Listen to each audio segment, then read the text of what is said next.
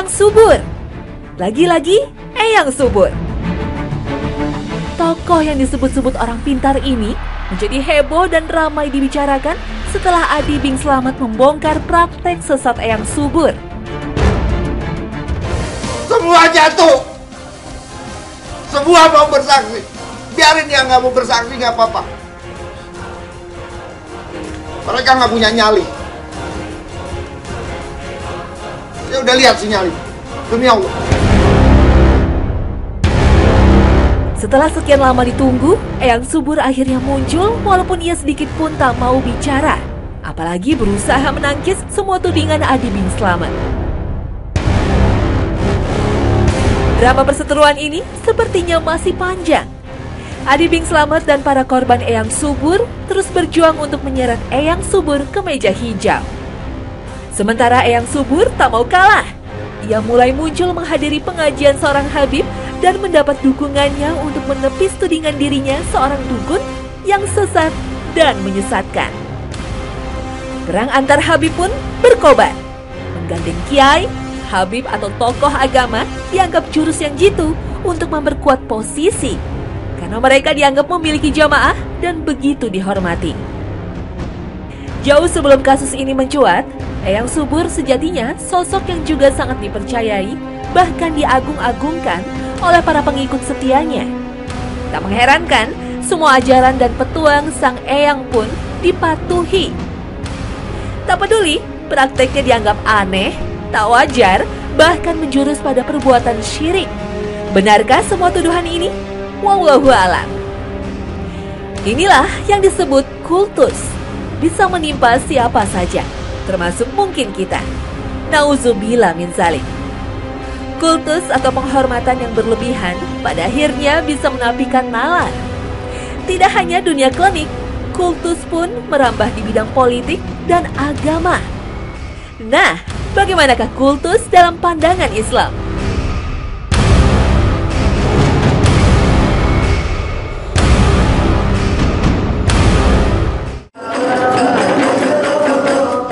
Assalamualaikum warahmatullahi wabarakatuh. Selamat pagi pemirsa Trans 7.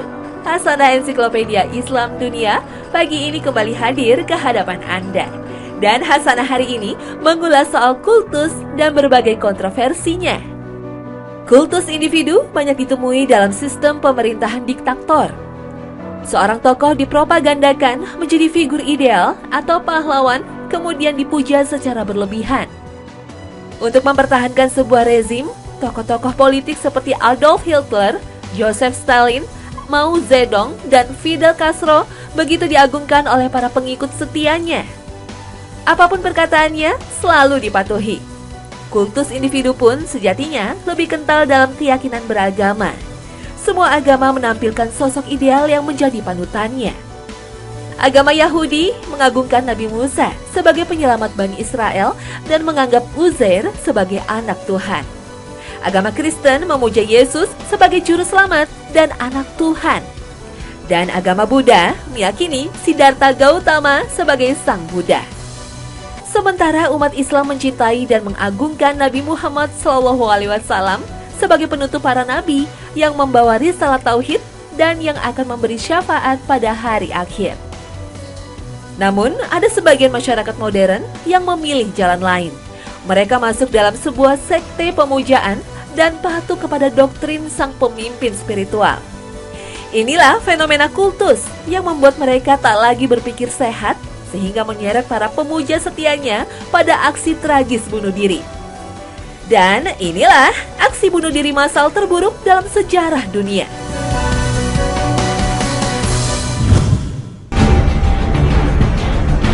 The People Temple yang didirikan Jim Jones pada tahun 1970-an. Komunitas pemujaan ini hidup di sebuah hutan di Amerika Selatan, terpisah dari keramaian dunia. Pada tahun 1978, anggota Kongres Amerika Leo Ryan mengunjungi wilayah Jonestown untuk mencari fakta tentang komunitas aneh ini. Ketika tim pencari fakta meninggalkan lokasi pemujaan, 18 orang mencoba melarikan diri, namun ditembaki oleh anggota sekte hingga tewas.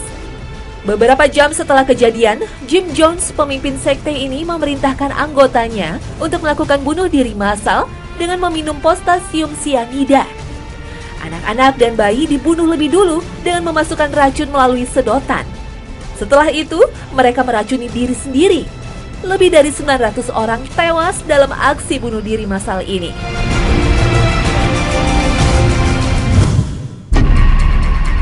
Aliran pemujaan yang dipimpin David Koresh melakukan aksi serupa pada tahun 1993. Saat polisi melakukan pengepungan terhadap sekte ini selama 51 hari, David Koresh, pemimpin sekte ini, berusaha melakukan perlawanan. Dan pada hari ke-51, para penganut sekte ini membakar lahan pertanian di Texas yang ditempatinya. Sebanyak 90 orang tewas dengan luka bakar mengenaskan.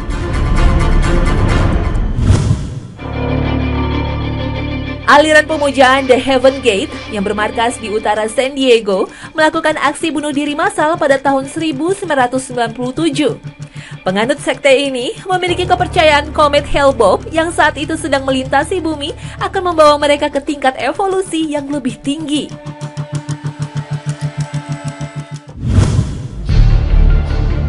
Selain di Amerika, fenomena sekte pemujaan juga melanda Jepang. Sekte Aum Shinrikyo, yang artinya kebenaran yang tertinggi, berhasil memikat masyarakat Jepang. Sekte ini didirikan oleh Shoko Asahara yang aslinya bernama Chizuo Matsumoto pada tahun 1987. Awalnya ia mendirikan sekolah yoga yang menjual berbagai minuman kesehatan. Usahanya berhasil, lalu ia pergi ke India dan Nepal untuk mempelajari agama Hindu dan Buddha. Sekte ini menggabungkan ajaran Buddha, Hindu, Shinto, Kristen, dan ilmu pengetahuan dengan berpusat pada diri sang pemimpin. Ia mengajarkan yoga untuk mendapat ketenangan dan penyucian diri. Selain meditasi, ia juga mengajarkan berpuasa untuk melawan kekuatan jahat. Ia menyatakan dirinya sebagai ayah sekaligus juru selamat, hingga berhasil memikat kaum remaja yang tengah mengalami krisis figur idola. Pengikut sekte ini harus menyumbangkan seluruh kekayaannya dan bekerja untuk sekte yang bermarkas di selatan Pulau Kyushu. Shoko mengajarkan gas sarin sebagai simbol datangnya Armageddon untuk menyelamatkan pengikutnya dari konspirasi Amerika dan Yahudi. Karena ia begitu meyakini akan terjadi perang dunia pada awal tahun 1997. Karena itulah, pada 20 Maret 1995, pemimpin sekte ini menyebarkan gas beracun di stasiun bawah tanah di kota Tokyo. 10 orang tewas dan ribuan orang menderita penyakit serius akibat gas beracun.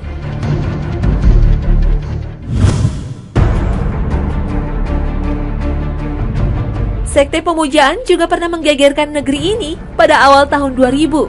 Masih ingat dengan komunitas Eden? Komunitas yang didirikan Lia Aminuddin ini berhasil menarik jamaah dari kelas menengah perkotaan. Lia mengaku mendapat wahyu yang dibawa malaikat Jibril hingga ia sering memberikan perintah yang aneh-aneh kepada jamaahnya.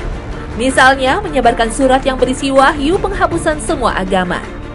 Menurut wahyu yang diterimanya, kekacauan dunia disebabkan konflik antar umat beragama. Untuk menciptakan perdamaian, semua agama di dunia ini harus dibubarkan. Ia mengaku dirinya telah dipilih Tuhan untuk memasuki era baru kerajaan Tuhan, Kingdom of God, yang merupakan penggenapan wahyu Tuhan dalam kitab sucinya mulai dari Al-Quran, Injil, Taurat, Zabur, Veda, Avesta, dan kitab suci lainnya. Lia Eden, sosok yang begitu dikultuskan oleh pengikut setianya. Perkataannya dianggap wahyu. Namun gagasannya tak mampu menggoyahkan keyakinan umat beragama hingga ia terpaksa mendekam di penjara.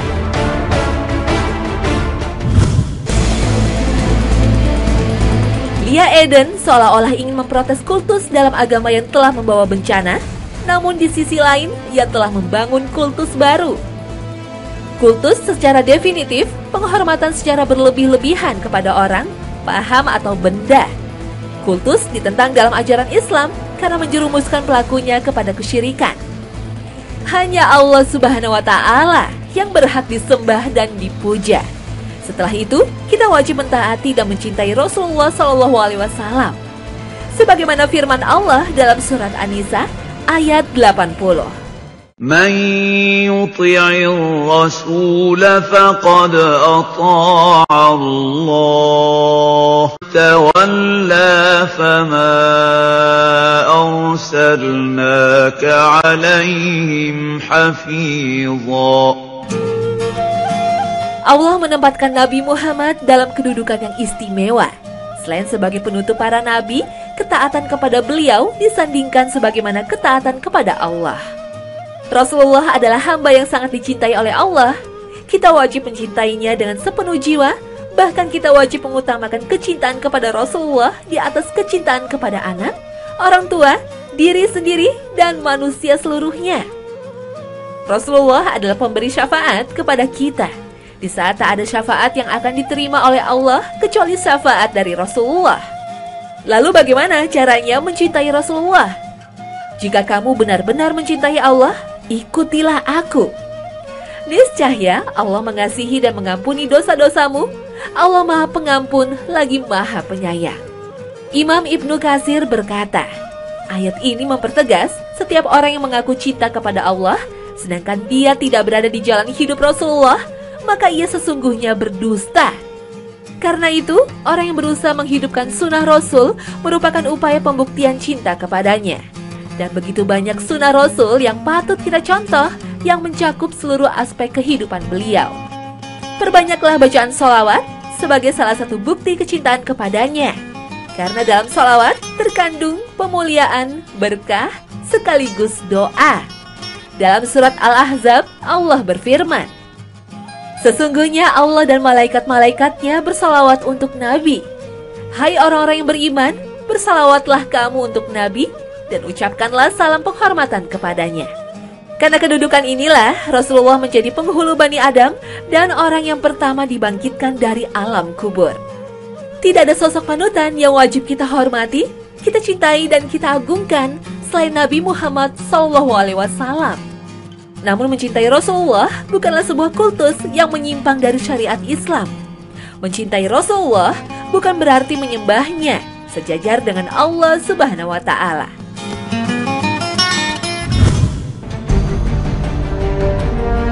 Kultus individu begitu berbahaya karena sama saja menuhankan manusia. Padahal manusia tak terhindarkan dari kesalahan, kecuali Rasulullah SAW yang mendapat jaminan dari Allah. Mungkin tidak ada prosesi ritual ketika kita mengkultuskan seseorang. Tapi bayangkan jika semua ucapannya dianggap benar dan orang lain tidak boleh mengkritiknya. Ia berubah menjadi sentral dan pemilik kebenaran. Islam memandang hubungan manusia dengan manusia lainnya secara egaliter dan mengakui adanya pluralitas. Kaya miskin, majikan buruh, penguasa rakyat. Tapi kemuliaan seseorang di sisi Allah yang dinilai karena ketakwaannya. Kultus sama dengan pengingkaran terhadap nilai-nilai kemanusiaan, karena menjadikan manusia sebagai makhluk yang suci yang seolah-olah tidak pernah berbuat salah. Kisah wafatnya baginda Rasulullah menjadi pelajaran berharga bagi kita. Saat Umar bin Khattab menerima kabar wafatnya Rasulullah, Umar marah, kemudian menghunus pedangnya dan mengancam siapa saja yang berkata Rasulullah telah wafat akan dirobek perutnya. Lalu Abu Bakar keluar menemui Umar dan menegurnya sambil membaca firman Allah. Muhammad itu tidak lain hanyalah seorang Rasul yang sebelumnya telah berlalu Rasul-Rasul yang lain. Apakah jika dia meninggal atau terbunuh, kamu akan berputar kembali dari kebenaran? Maka dia tidak akan sedikit pun merugikan Allah. Dan Allah akan memberi balasan kepada orang-orang bersyukur. Lihat surat Ali Imran ayat 144. Saat itu, Abu Bakar mengumumkan Rasulullah telah wafat dan berkata, barang siapa menyembah Muhammad, maka ketahuilah bahwa Muhammad telah wafat. Dan barang siapa yang menyembah Allah, maka Allah Maha Hidup dan tidak akan mati. Kecintaan kita terhadap Rasulullah jangan sampai menyeret kepada kultus atau menuhankannya. Dalam surat Al-Kahfi ayat 110, Allah berfirman, katakanlah olehmu, wahai Muhammad, sesungguhnya aku adalah seorang manusia seperti kamu semua.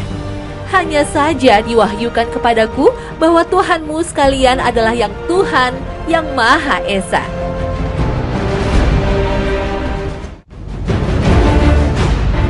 Suatu saat Abu Bakar pernah dipanggil oleh seorang sahabat. "Ya Khalifatullah." Abu Bakar kemudian menegurnya, "Kamu jangan panggil itu. Aku adalah Khalifatul Rasul." Kata Khalifatullah menunjukkan manusia seolah-olah menjadi perwakilan Tuhan di bumi ini. Sementara Khalifatul Rasul bermakna hanya pengganti Rasulullah setelah beliau wafat. Teladan luhur juga ditunjukkan oleh Umar bin Khattab. Umar mencopot Khalid bin Walid sebagai panglima perang dan menggantinya dengan Abu Ubaidah. Khalid sama sekali tidak berbuat kesalahan. Namun kehebatan Khalid dalam medan perang dan berhasil memperoleh banyak kemenangan begitu dilulukan oleh pasukannya hingga membuat khawatir Umar. Pasukan Islam akan terjerumus dalam kultus individu yang dilarang dalam ajaran Islam. Semua kemenangan perang bukan karena Khalid bin Walid, tapi karena atas seizin Allah.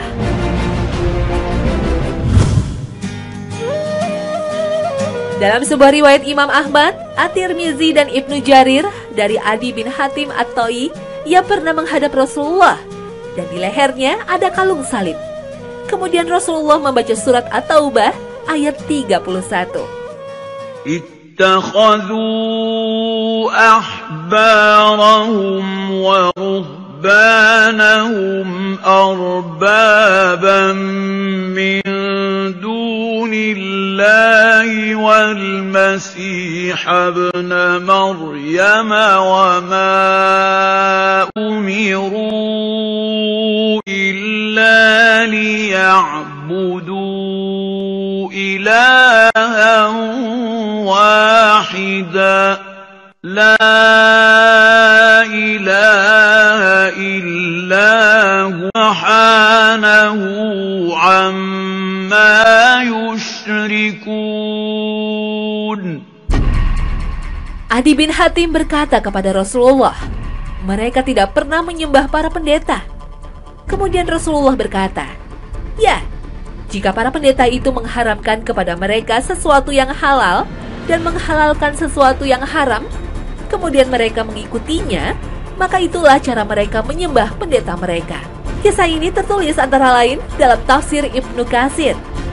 Inilah yang membedakan agama Islam dengan agama-agama lainnya. Ajaran Islam tidak mengenal kerahiban. Semua kebenaran harus bersumber pada Al-Quran dan Sunnah Rasul, bukan dari kata-kata para ulama. Para alim ulama seperti Imam Syafi'i meskipun begitu dihormati dan dicintai, tapi mereka selalu tawadu dan mengakhiri setiap pendapatnya dalam memberikan fatwa hukum dengan ucapan wallahu alam bimuradihi. Artinya, hanya Allah yang lebih tahu apa yang dimaksud dengan firman-firmannya. Karena itulah, berbeda pendapat hukum di kalangan para ulama hal yang biasa dan tidak membuat mereka bermusuhan. Justru mereka saling menghormati, seperti yang dicontohkan oleh para imam mazhab. Dalam surat Al-Isra ayat 36, Allah Ta'ala mengingatkan untuk meninggalkan kultus individu. وَلَا تَقْفُ مَا لَيْسَ لَكَ بِهِ عِلْمٌ السَّمْعَ وَالْبَصَرَ وَالْفُؤَادَ كُلُّ أُولَئِكَ كَانَ عَنْهُ مسؤولا. Kita diperintahkan untuk bertanya kepada ahli ilmu jika kita tidak mengetahuinya. Dan jika kita berbeda pendapat, maka rujukannya pada Al-Quran dan Sunnah Rasul. Karena hal itu lebih utama dan lebih baik akibatnya. Menghormati dan mencintai para aulia, alim ulama dan guru-guru kita tak dilarang, bahkan dianjurkan. Karena mereka adalah pewaris para nabi. Tapi jangan sampai kita terjerumus dengan mengkultuskan mereka.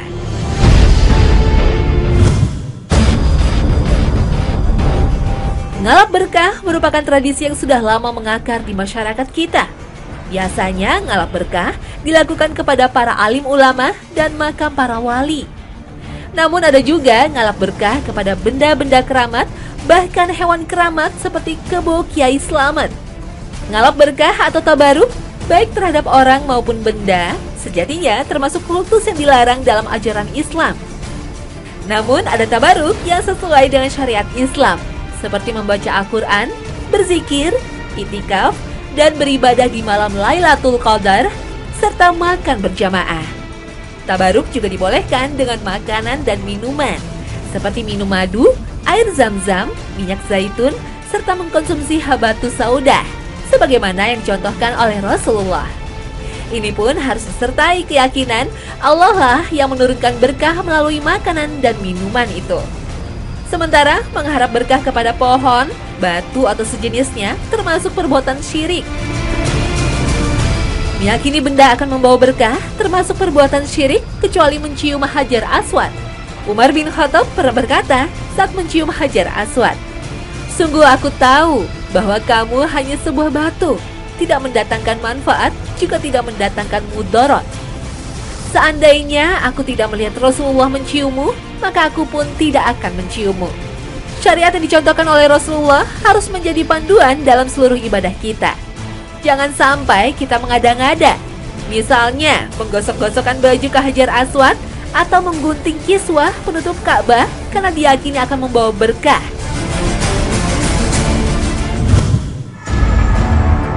Tabaruk kepada Rasulullah SAW juga tak dilarang dalam syariat Islam, tapi selagi beliau masih hidup. Sementara setelah beliau wafat, para ulama berbeda pendapat. Imam Hakim meriwayatkan sebuah hadis yang sanadnya dari Abu Layla yang disahihkan oleh Imam Az-Zahabi. Suatu ketika, Usaid bin Hudair, seorang sahabat Nabi yang soleh dan humoris, bersama Rasulullah. Usaid menuturkan sebuah cerita yang membuat para sahabat tertawa hingga Rasulullah memukul pinggangnya. Usaid pun mengadu, "Engkau telah membuatku sakit." "Silakan membalas," jawab Nabi. "Wahai Rasulullah, engkau mengenakan gamis sedangkan saya tidak," ujar Usaid. Abu Layla berkata, kemudian Rasulullah melepas gamisnya dan Usaid merangkul beliau dan menciumi pinggangnya. "Ayah dan ibuku menjadi tebusanmu, wahai Rasulullah. Saya menginginkan ini," kata Usaid. Dalam sebuah hadis riwayat Bukhari dari Urwah, "Demi Allah," kata Urwah, "Rasulullah SAW tidak mengeluarkan dahak kecuali dahak itu jatuh kepada telapak tangan salah satu sahabatnya, yang kemudian ia gosokkan pada wajah dan kulitnya. Jika beliau memberikan perintah, maka mereka mematuhi perintahnya. Jika beliau berwudu, maka nyaris mereka berkelahi untuk mendapat air sisa wudu." Dikisahkan pula Khalid bin Walid pernah kehilangan topi perangnya pada saat perang Yarmuk. "Carilah topiku," perintah Khalid kepada pasukannya. Ketika topi itu ditemukan, Khalid berkata, "Rasulullah melaksanakan umroh, lalu beliau mencukur rambut kepalanya.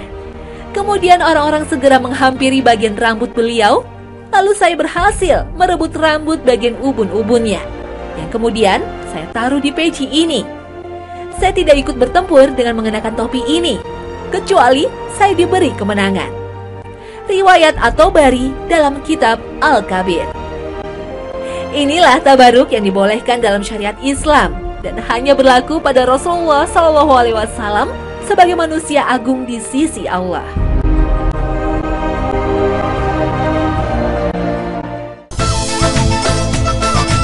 Kultus bisa menjurus pada perbuatan syirik karena menyamakan Allah dengan makhluknya. Syirik perbuatan yang harus diwaspadai karena termasuk dosa besar.